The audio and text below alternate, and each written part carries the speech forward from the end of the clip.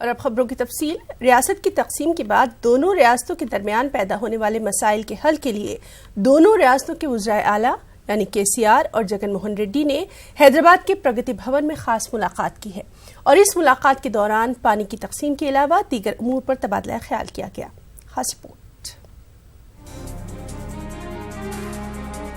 आंध्र प्रदेश के वज़ीर आला YS जगन मोहन रेड्डी और तेलंगाना के वज़ीर आला KCR ने प्रगति भवन में मुलाकात की। मुलाकात का अहम मकसद दोनों रियासतों के दरमियान दोस्ताना ताल्लुकात के अलावा पानी की तकसीम, दोनों रियासतों के दरमियान इमारतों की तकसीम, महकमे बरक़ी की तकसीम, शेड्यूल 9 और 10 पर तबादले ख्याल किया गया। इसके अलावा दिल्ली में AP भवन की तकसीम पर भी बातचीत की गई। जगन मोहन रेड्डी इन मसाइल पर बातचीत के लिए बेगमपेट से प्रगति भवन पहुंचे। वज़ीर आला KCR ने जगन मोहन रेड्डी का खैर मकदम किया। इजलास में जगन मोहन रेड्डी के अलावा आंध्र प्रदेश के वुज़रा, चीफ सेक्रेटरी, इंजीनियर्स और मुख्तलिफ महकमाओं के आला ओहदेदार व दीगर भी मौजूद थे। जबकि तेलंगाना हुकूमत की जानिब से चीफ सेक्रेटरी SK जोशी, रियासती वजीर श्रीनिवास गौड़, E राजेंद्र और दीगर मौजूद थे। Bureau report, news 18 Urdu.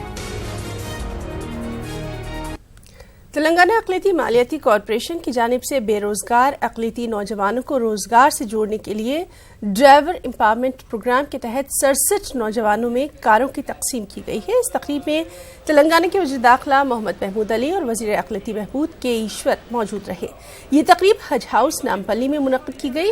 Mohammad Mahmood Ali ने इस मौके पर कहा कि हुकूमत तेलंगाना अक़लियतों की तरक्की के लिए कई इक़दाम कर रही है। उन्होंने कहा कि दीगर दरख्वास्त गुजारों को भी जल्द अज जल्द मोटर गाड़ियां तकसीम कर दी जाएंगी। इस प्रोग्राम में सैयद अकबर हुसैन अक़लियती फाइनेंस कॉरपोरेशन के चेयरमैन, मोहम्मद सलीम वक्फ बोर्ड के चेयरमैन, मसीउल्लाह खान हज कमेटी के चेयरमैन और दीगर ऑफिसर्स भी मौजूद रहे।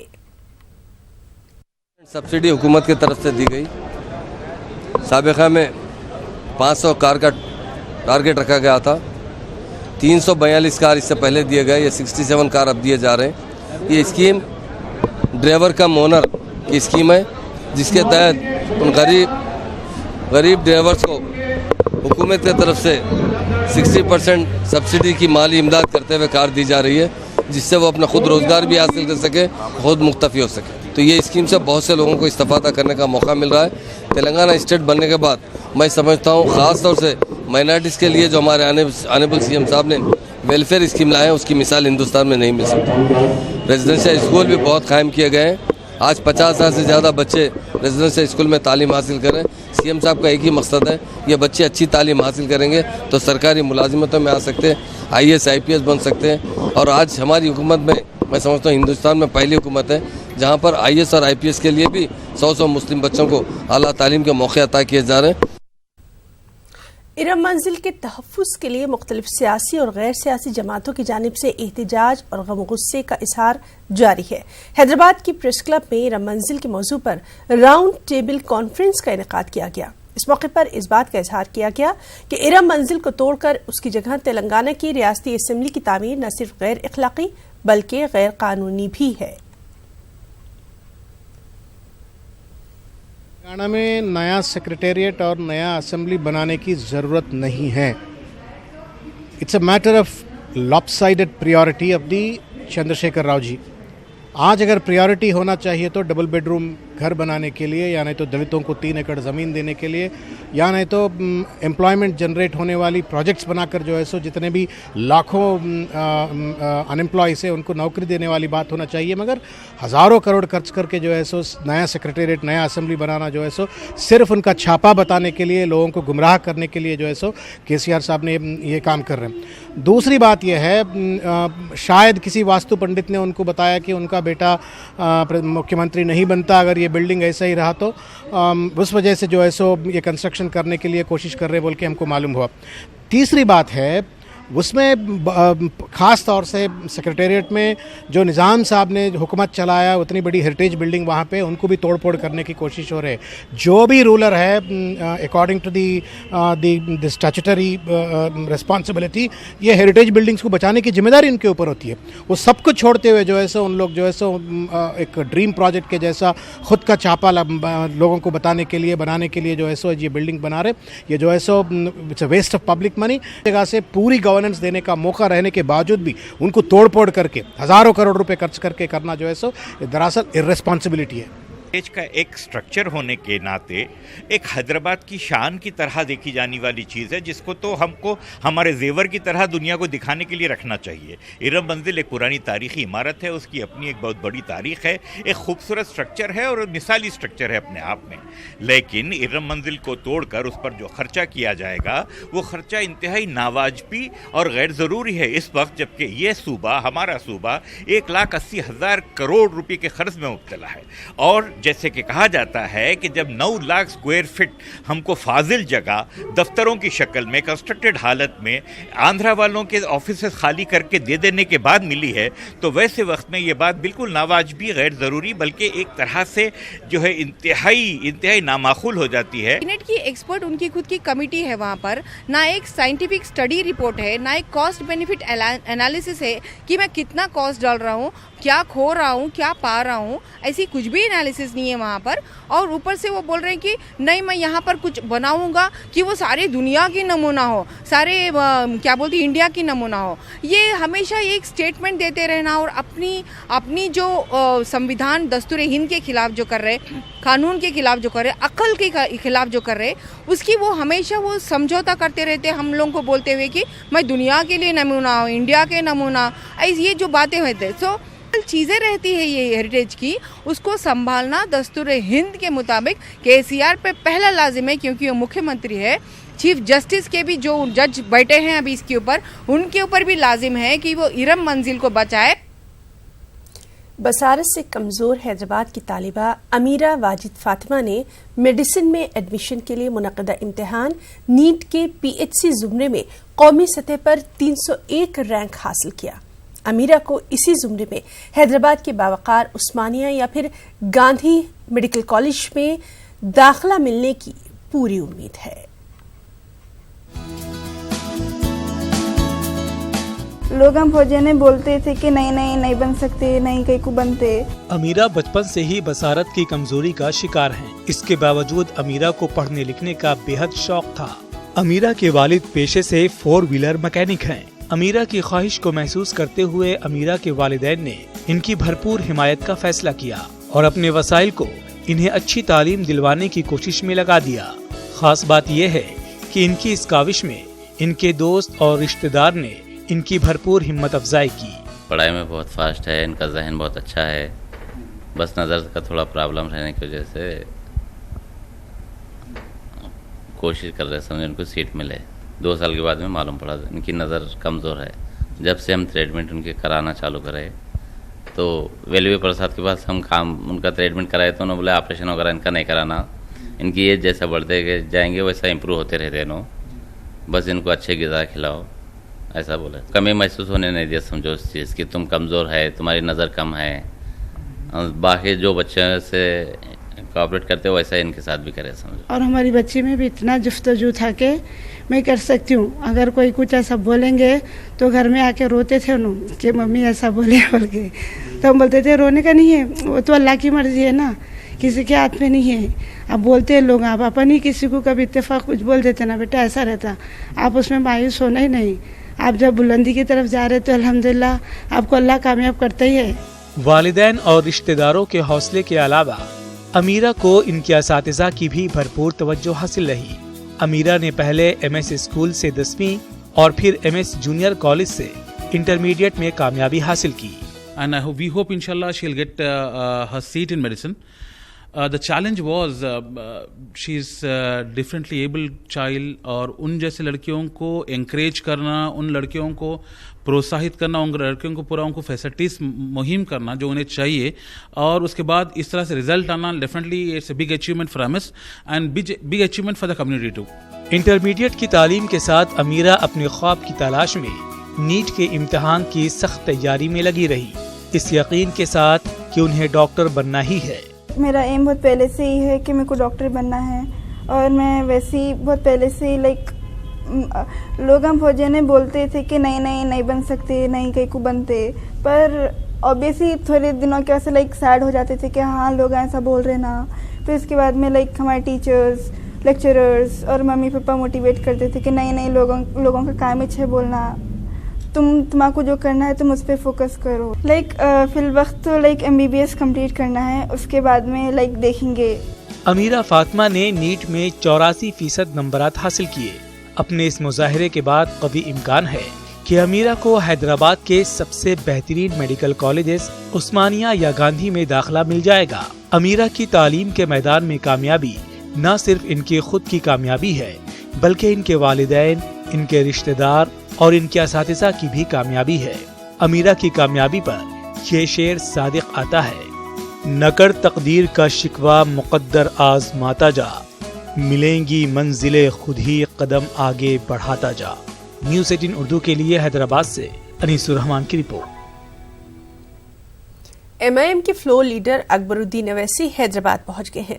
अकबरुद्दीन अवैसी लंदन से सीधे हैदराबाद पहुंचे और एयरपोर्ट पहुंचने पर मद्दाहों ने अकबरुद्दीन अवैसी का शानदार इस्तकबाल किया, उनके लिए नारेबाजी की। आपको बताएं कि अकबरुद्दीन अवैसी गुज़िश्ता 45 दिनों से लंदन के एक अस्पताल में ज़ेरे इलाज थे। अब उनकी सेहत में बेहतरी आ गई है। अपने हर दिल अजीज लीडर की एक झलक देखने के लिए एयरपोर्ट पर सैकड़ों मजलिसी कारकुन और दीगर शहरियान हैदराबाद मौजूद रहे।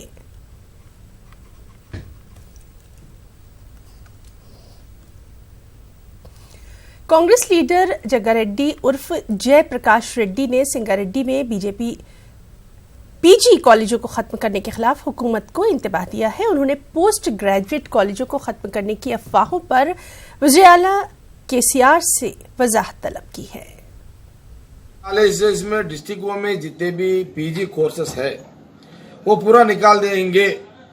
ये फर्स्ट ईयर एडमिशंस नहीं करना बोल के कमिश्नर ऑफिस से जिलाओं को प्रिंसिपल्स को मैसेज आया, वो अनऑफिशियल मैसेज दिए वो लोग। ये क्या हो रहा है, इसका वजह क्या है, उसमें क्या तकलीफ हो रहा। 12 साल में कि किसी स्टूडेंट्स को नुकसान तकलीफ में आपका को तकलीफ चाह रहे।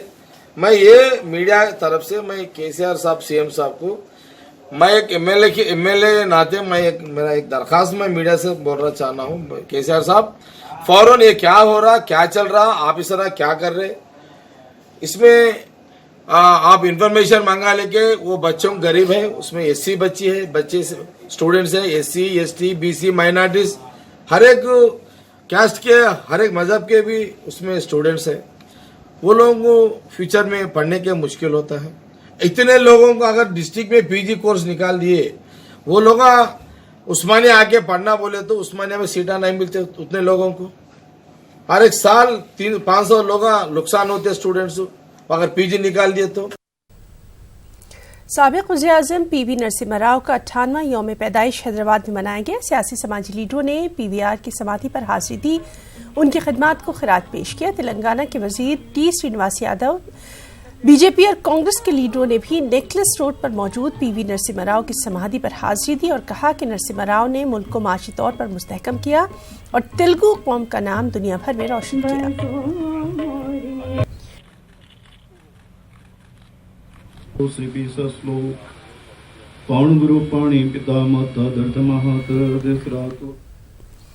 हुकूमत के खिलाफ खबरें शाये करने पर किसी भी अखबार को निशाना बनाना बिल्कुल ठीक नहीं है। एडवर्टाइजमेंट पॉलिसी के तहत तमाम अखबारात को मसावी ऐड फराहम होना चाहिए, किसी भी अखबार के साथ भेदभाव ना किया जाए। और ये सब कहना है पीसीआई के चेयरमैन का। पीसीआई के हैदराबाद में 2 रोज़ा इंक्वायरी कमेटी के इजलास के दौरान कई अहम फैसले लिए गए। सोशल मीडिया को मीडिया के तौर पर भी मंजूरी दी गई। पीसीआई का कहना है कि सोशल मीडिया इजहार ख्याल का बेहतरीन जरिया है।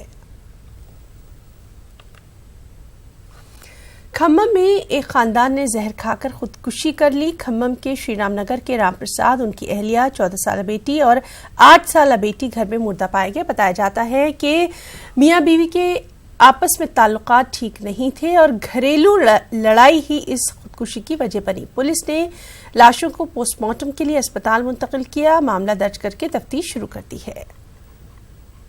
ఫ్యామిలీ మెంబర్స్ మృతి చెందినట్టు ఇన్ఫర్మేషన్ రావడం జరిగింది. ఏం లభ్యం అవ్వలేదు. స్టిల్ మా వాళ్ళు సెర్చ్లో ఉన్నారు. ఇంకా ఏ డీటెయిల్స్ తెలిసినా మీకు తెలియజేస్తాము.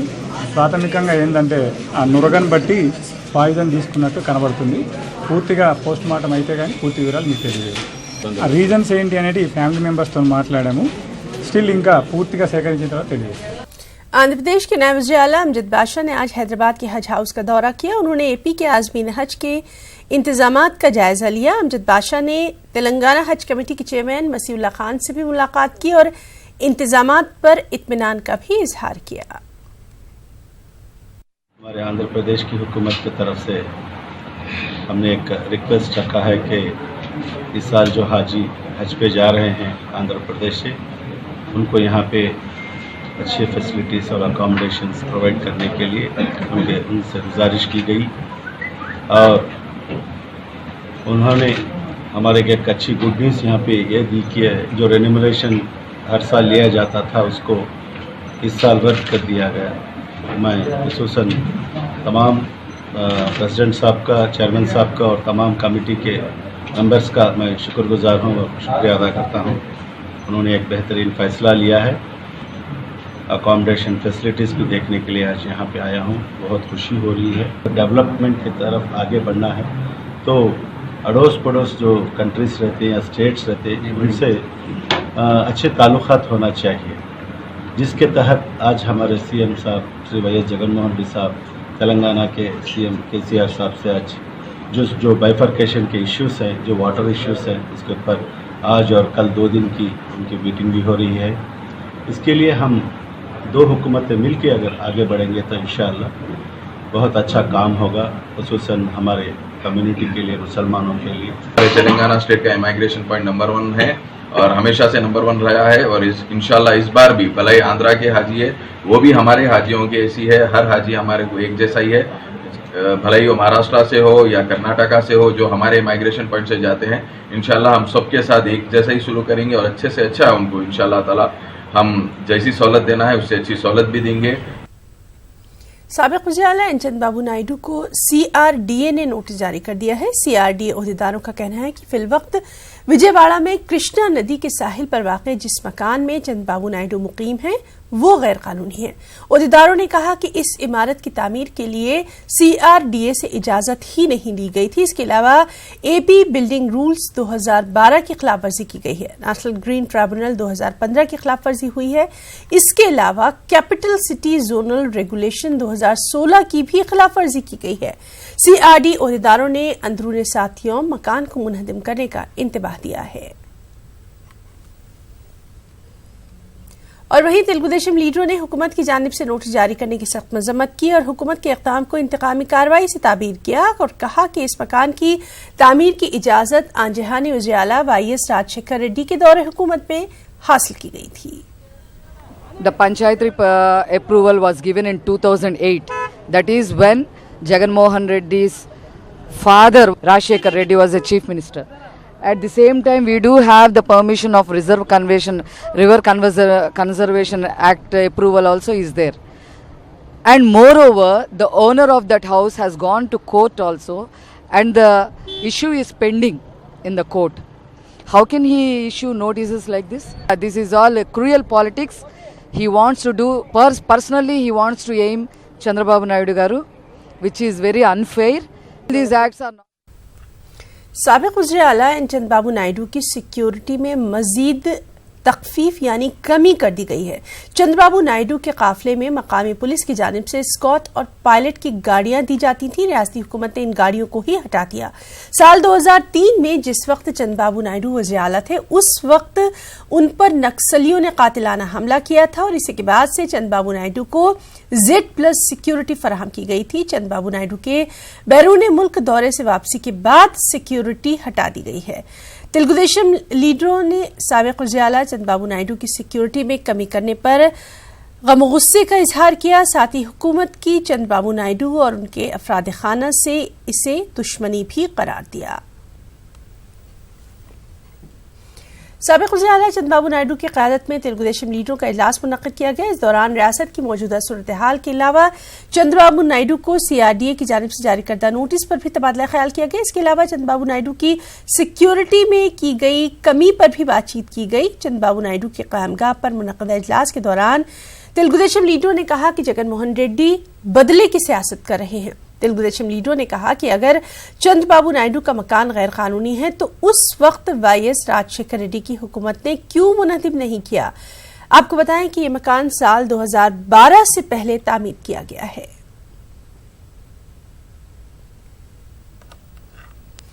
आंध्र प्रदेश में सफाई अभियान यानी स्वच्छता मुहिम बड़े पैमाने पर जारी है। जिला कलेक्टर इम्तियाज अहमद ने जकियापेटा में नैनू सेतम के नाम से शुरू करदा सफाई मुहिम का इफ्तिताह किया। इस मौके पर ज्वाइंट कलेक्टर के अलावा ओहदेदारों की बड़ी तादाद मौजूद रही। कलेक्टर इम्तियाज अहमद ने जकियापेटा के जुमला 8 मुकामात की निशानदही करते हुए इन इलाकों में सफाई मुहिम का ऐलान किया। इन इलाकों में इंचार्ज ओहदेदारों का भी इंतखाब किया गया। प्रोग्राम में सरकारी विप सोमिनेनी उदय भानु भी मौजूद रहे।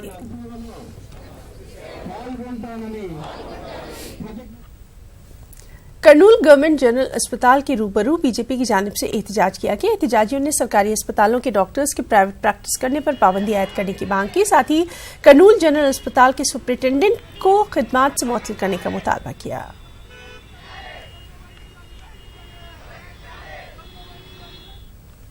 कर्नूल के जिला परिषद मीटिंग हॉल में शोबाए दावा की जानिब से ईद मिलाद प्रोग्राम का इनेकाद किया गया। इंसानियत के लिए अमन का पैगाम उन्वान से प्रोग्राम का इनेकाद किया गया। इस प्रोग्राम में मेहमान खुसूसी की हैसियत से मौलाना मोहम्मद रब्बानी, मौलाना अब्दुल रहमान और मकामी रुकन असम्बली ने शिरकत की। इस मौके पर मौलाना मोहम्मद रब्बानी ने कहा कि इंसानियत का पैगाम आज के वक्त की अहम तरीन जरूरत है।